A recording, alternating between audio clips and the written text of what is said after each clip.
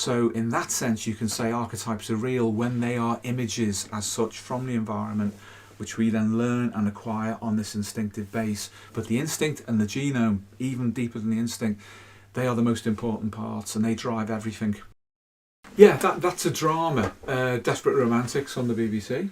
One of the best things I've ever done. Without a doubt. It doesn't strictly keep to the history, but what it does do is draw out the essence of those personalities amped up and drawn out into sharp relief. So you had aspects of the masculine, aspects of the feminine, you had very deep, what would normally be called archetypal aspects thereof.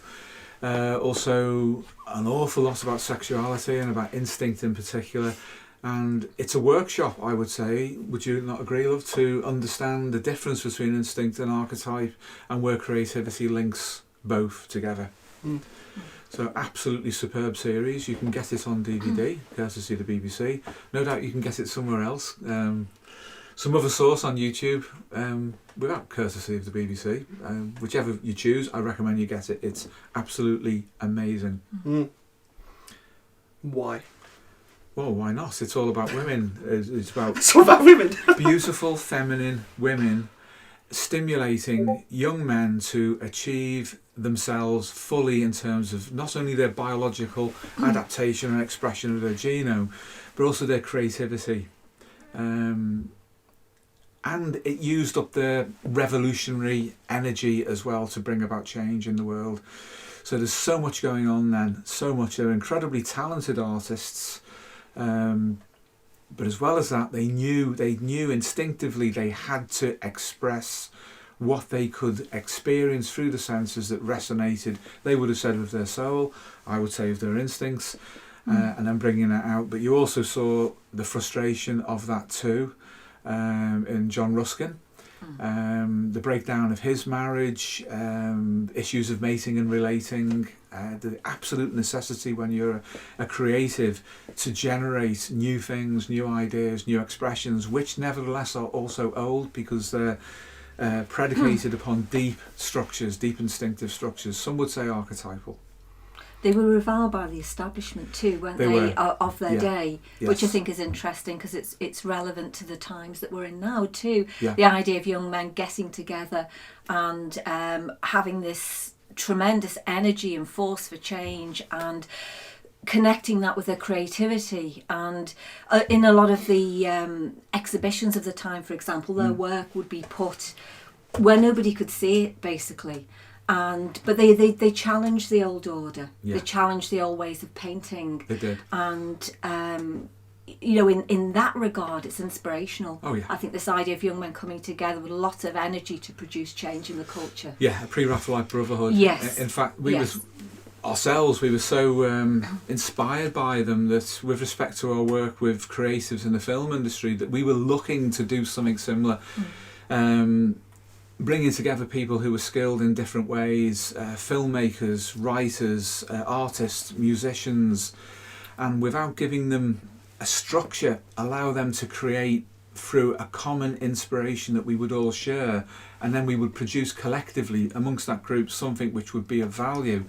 And from our perspective, we were looking to bring Jungian ideas out into film, and give them their proper expression with a pre-raphaelite cast to the way that they use colour, and an understanding of what Jung called archetypes, or perhaps collective representations, if you wish, in another language. Absolutely, because if you follow the classical line, then the character Lizzie Siddle, you could argue exemplifies the Platonic form. Yes, that's the girl on the front cover. The girl on the front cover. Who historically was the first supermodel. Yes, and of her day. That's right. And from the perspective of the Animus, well, you've got a group of men. You've got that masculine collective thing going on as well, and they all represent different aspects of the masculine, but they're portrayed collectively, like I say, in a group, which is typical of how the Animus is portrayed in classical Jungian psychology. So, no, go on. The way they portrayed Rossetti he was a Lothario.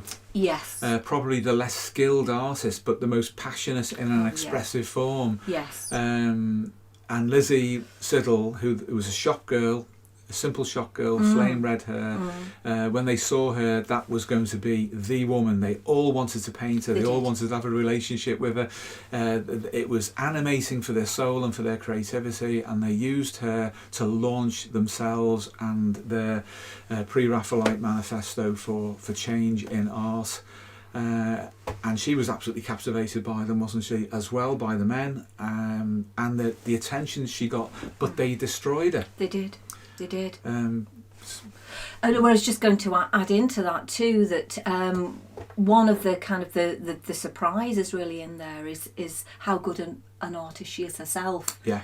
And she's obviously striving to develop herself creatively, but is somehow on the margins of things, obviously because of the times in which they lived. That didn't help, but you can see her struggles as a woman, and like I say, as a creative, in that particular time. And she was better than a lot of the men. She was in terms of her technical ability. Yeah.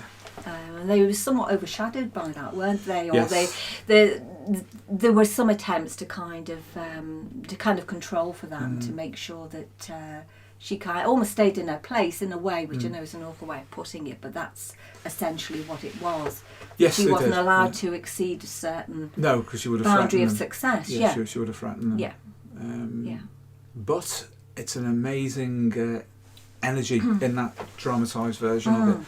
But then you've got John Ruskin as well, who was their patron at the Royal Society of Art, and he was very, very sexually repressed, wasn't he? He was. His marriage fell apart, and young Millet ran off with her. Yes. With the wife, married, and they were successful, had loads of children, and that was all happily ever after. It was. But again, it's a drama so. of the Anima and the Animus, and creativity running through. Yeah, and unfortunately Ruskin was somewhat attracted to, younger, shall we say, younger people, women. Younger women, very young women. Yeah, bordering on being inappropriately on so. Can I ask what would appear to be a cynical question on the surface, but it's not? Yeah. To drop into pure biology here. Mm-hmm. Obviously, those young men, you mentioned, was it Lizzie or something? Lizzie Siddle, yeah. So you can see how a lot of their, look at Panksepp's 7 basic emotional systems, how lots of those would be flowing to her, including seeking and lust and care and everything else. In which case, biologically, what's the point in painting her? What's the point in painting her?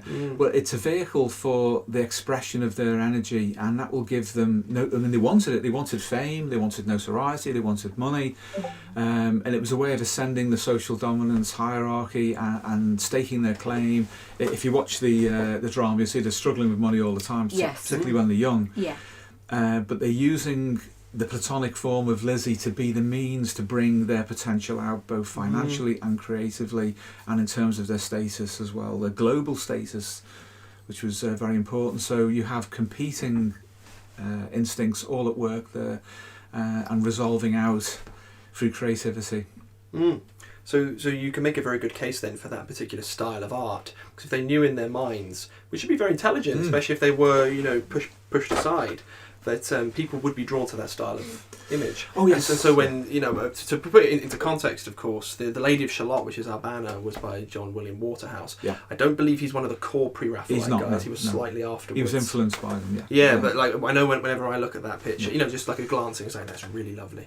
If I sit and I stare, which I do sometimes, it is a vroom. It sucks you in.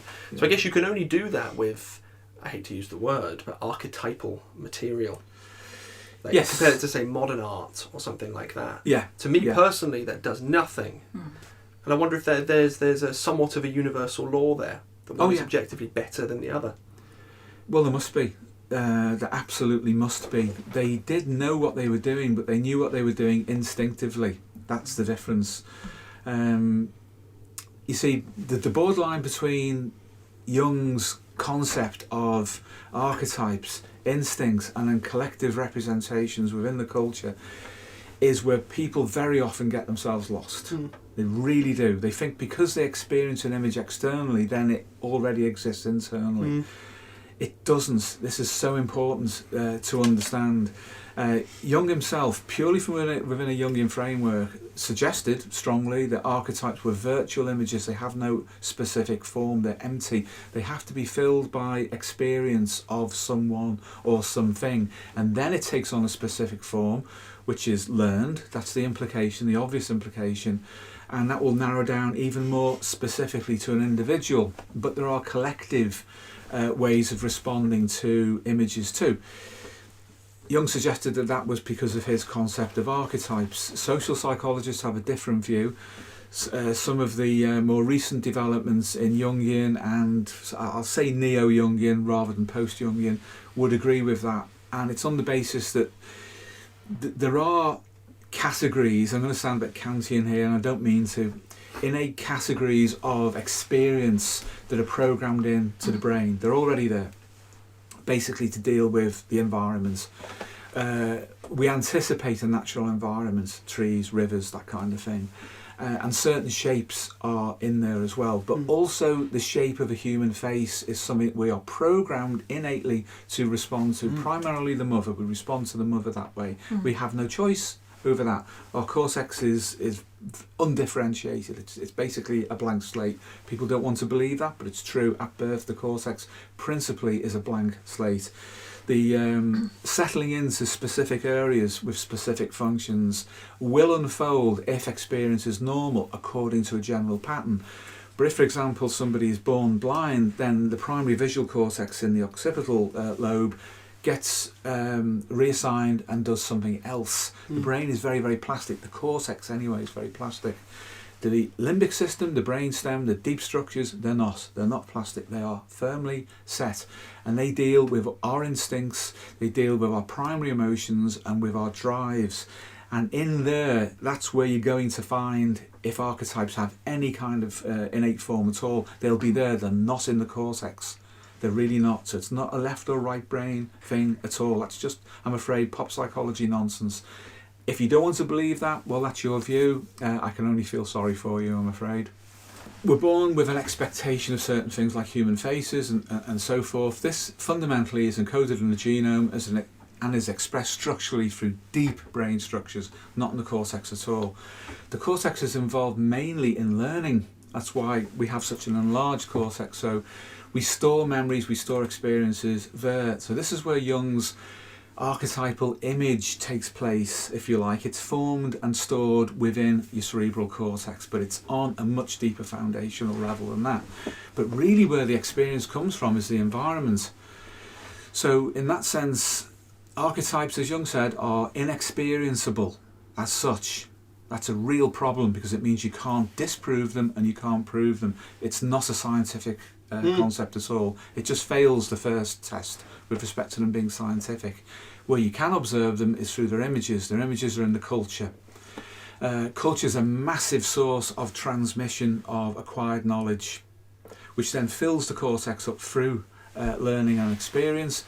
But the fundamental drive comes from the genome and up through the brainstem. Then you get this resultant effect, which we can call an archetypal image.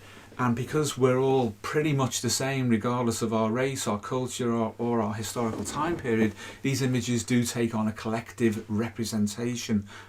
So in that sense, you can say archetypes are real when they are images as such from the environment, which we then learn and acquire on this instinctive base. But the instinct and the genome, even deeper than the instinct, they are the most important parts, and they drive everything.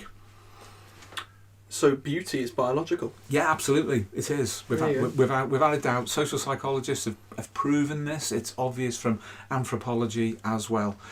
There are variations in what people regard as being beautiful, but that's usually a cultural modification. We can all agree on objectively what's not, in a way. We can, but you have to go really deep. You have to step away from culture, the cultural variation, which is the surface structure of variation. And then you get down to a level which Plato intuited as being the Platonic form, which is nevertheless biological. His intuition, basically, if you like, was an introspection into his own psyche, into his own instincts, and beneath that, of course, images arising, expectations arising from his genome. And because it's genomic, he can make a general statement about it. because we all have roughly the same genome. In that sense, then, you can say that archetypes are anticipations which are genomic, which take on their form through instinct, interacting with culture to produce a specific resultant image, which with minor variations will have a collective appeal. But there is no evidence whatsoever that Jung's concept of an archetype has any kind of biological representation at all. That will upset a lot of people. I'm sorry though, but I would invite anybody who disagrees to present proof that they exist biologically. You can't. You can demonstrate that they exist in the culture, and you can say that people produce them within their minds as images. They produce them in terms of representational art, as with the pre-Raphaelites. But that is not the archetype in itself that Jung suggested did exist.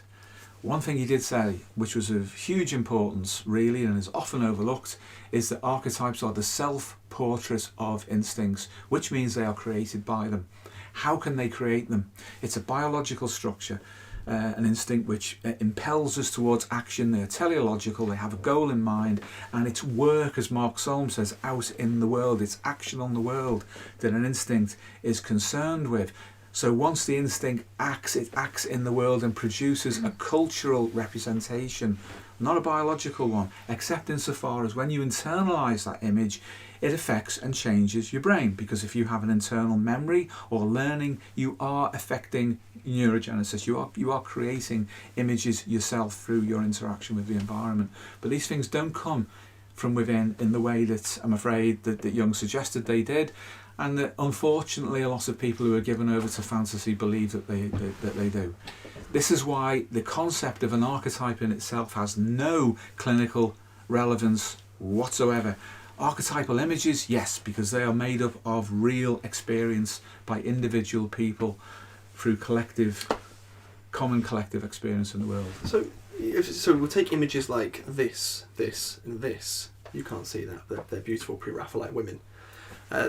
Just, I guess, simply put with that, they're images or pixels on the eye or whatever that happen to have resonance with a biological structure that activates an instinct to serve and complete the genome. Yeah. Of course, that doesn't mean that archetypes exist, it's just images. But you can also have just a strong reaction from things that aren't archetypal at all. For example, this. Because, like, for you, being a policeman's hat, that would have far more of a resonance than it would say for me. Oh, it does. Is that archetypal? No, it's not. It's learned. The archetype of the policeman. It's like... Don't think so. No, there's no archetype of the police at all. But there is an instinctive reaction to the role of being a police officer or responding to a police officer. That's completely different. And if you get down into the instincts, then with respect to this, you're going to understand an awful lot about why we respond, and particularly what's happening in the culture at the moment. Because as we predicted like 9 months ago, in the UK, the police were going to turn into predators, and they have done, and that's demonstrable. You can see that. They're acting like pack animals. They take down the weak, the stragglers, the elderly, the women. They mob their victims, they dogpile them, they aggressively subdue them. This is how hyenas would work. A pack of hyenas would do that. A pride of lions would do that. They minimise the damage to themselves, which all predators do. They have to, and then they take down the weak and the vulnerable, and they demonstrate their intimidation and their power. So that is all about instinct, not about archetype. You can, just to come back to the pre-Raphaelite brotherhood again though for a moment, Steve, you can see within the brotherhood and between them just the levels that they were at individually. For example, Holman Hunt was really quite repressed sexually, and he actually moved away from painting Lizzie Siddle and started to paint prostitutes instead. He did. You know, it's portrayed with a lot of humour in the series, isn't it? But there's the underlying message really is a serious one. Very. And then you get somebody like Rossetti, who really, at that biological level, had no problem with his instincts whatsoever. No. In terms of his relationships to women. And you see a lot of that being played out. You do. Which I think is very interesting too. That's a really good point, because Holman Hunt was, he's portrayed anyway as being very Christian. Yes. And the angst of his religion in collision with his instincts, finds some resolution through his art. That's right. Where it's projected into that as a container. Yes. And it's overly religious, overly Christianized, and then he tortures himself with his religious belief in antagonism with his instincts. And then you have Millet, who was young, a virgin, inexperienced in life, and the most talented of all the painters. Definitely the most technically talented. And he bypassed both of them eventually as his genomic potential unfolded. Yes. Rossetti was almost pure instinct, like you say, wasn't he? And Holman Hunt was a transitional figure, and Millet was the guy who fully articulated it. Rossetti was probably, I would argue, the least technically talented of them. Yeah. But he was probably, I say the most adapted. It's probably arguable now I've said that. I mean, maybe Millet, because ultimately, because of his ability to mate and relate, literally saw him through all his challenges, and he probably, out of all of them, probably suffered the least. Yeah. Yes. In fact, you could actually, without too much of a stretching of the point, you could say that Rossetti was Freud, Holman Hunt was Adler. Yes, you could. And Millet potentially was Jung, in the sense that they embodied those psychodynamics. Millet was more into the non-religious, transcendent, spiritual adaptation and the withholding of the biology, because he emphasised that. He was more into that, and he achieved more than the other two. But as you say, Rossetti was just full on instinct, passion, creativity, and more of an instant attraction to women. Because of that, he had that Paleolithic quality, but he was also hermetic, wasn't he? Very he much was so. Mercurial. Had all of that, and that compensated for his lack of other things. In many ways, very socially adapted. Because as you rightly said before, they were all probably most of them struggling financially. Yes, they and were. he would use that charm to get food and drink or whatever he needed in order to survive. He would use the Freudian side to satisfy the Adlerian side, where it was, I would say, Holman Hunt repressed Freud. But he kind of he was very, very much into morals, into ethics, into what was right, about doing things for people through his religious beliefs. So his painting was to be for the people. This was to bring in religion. This was to show how it should be done. So he appeared to have a lot of social adaptation, Holman Hunt. And Millet was misfired with respect to the first two. He was like Jung without Freud and Adler. But in the end, he scooped all of them up and he delivered on more. Yeah. But again, going back to Holman Hunt, the relationship that he formed with the prostitute, he tried to change her fundamental nature. That's the social interest. It is. Yeah, he tried, Adler's social interest. Indeed, to make her into something that she wasn't, and it wouldn't take. No, it wouldn't. Which was interesting in and of itself. Yeah, very interesting. So it is a psychodrama. It is, yeah. Hugely important, really, to grasp these things and how important these dynamics are. It was certainly a force for change. There's no doubt about that at all. Yeah. And it shows what you can do, a group of men can do when they get together and they're determined enough to push the boundaries. And it did widen out. There were other pre-raphaelite brothers later, and then people who were affiliated to them, but they were very controlling about who they allowed in. Yeah. And they fell out amongst themselves, which happens in pop groups, for example, and they were similar to that, weren't they, in their own way? They were. But creativity is hugely important, because it delivers your seeking system out into the world through novelty. But novelty brings about change. It does. Just to pick up on James' point earlier about modern art, whether it's modern art or it's that or any other form of art for that matter, it nearly always expresses that person's libido. It expresses what they are. Yes. So, with people so who what would modern art be then? Well, absolutely. Well, that's the thing, isn't it, James? But where you see, I'm thinking of sort of more unpalatable forms of art, shall we say, even more than just going beyond abstract sort of forms of art. You can see the underlying dynamics. You can literally see where that person's life force is by the kind of images that they produce and the way that they express it, and sometimes it's not very palatable at all. It's that rule again of by their libido shall yes, ye it know is. them. Yeah. Yeah, and we could do this kind of creativity in psychotherapy and depth psychology, and we did have it with Freud, Adler and Jung and the others in that early circle. They were kind of a pre-raphaelite brotherhood in a way of their day in their field, and just like the originals, they all fell out and did their own thing, but taken together they made a huge contribution. But we need another pre-raphaelite brotherhood. We need one now for depth psychology, which actually brings in the Jungian element with the creativity. We need Freud. Let's be really honest about this. He's had a bad press. We need to rehabilitate Freud. That's happening now. He's been brought back into neuroscience where he started, and bringing instincts back into focus. We need Adler. We desperately need Adler to get the right balance for social adaptation. But we need Jung for creativity, and for a love of creativity, and for the so-called higher factors in human life and human engagements. If we can bring all of those back into one kind of psychotherapy, one model, one school of approach with enough people to bring about change, we'll be able to get rid of the abomination of CBT, which is now a political force in the world. We can get rid of naive humanism and so-called person-centered therapy, which is naive about human nature. Get rid of all of that. We can get rid of psychological reductionism, which is an absolute nonsense, and engage people back with their biology and with their social functioning. Get rid of all of that, but we need the right people to do it. At the moment, there are pockets of people who are in the same field, but in different corners with their backs to one another. But if we can bring these people into contact together, then we will get a true revolution, a pre-raphaelite brotherhood style of revolution in psychotherapy, which will be good. That will be a true 21st century approach based on the old masters, which is the point of the pre-Raphaelites, to go back before Raphael. We need to go back before the things that went wrong and find out what it was that made them all work so well. And that's the manifesto for a 21st century psychotherapy.